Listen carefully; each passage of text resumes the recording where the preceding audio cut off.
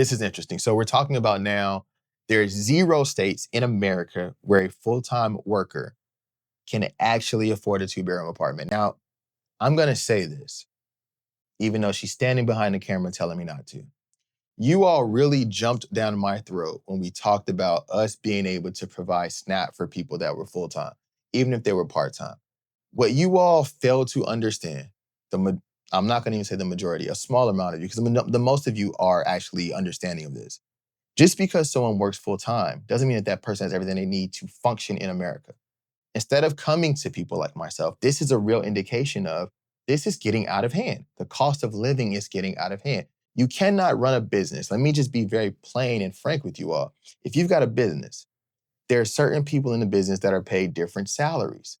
Just because someone is hardworking and coming to work every day does not mean I can pay that person the same salary as someone else. Let's take a hospital, for instance.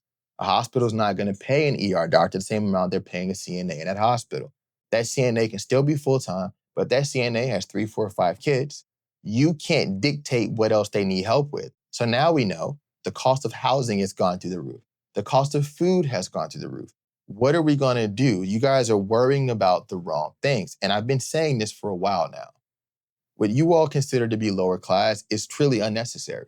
What we have to figure out is how can we make the world, America, a livable place for everyone, especially if you're working 40 hours a week.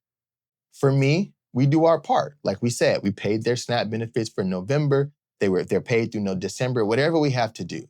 But I just don't think that you all are barking up the right tree.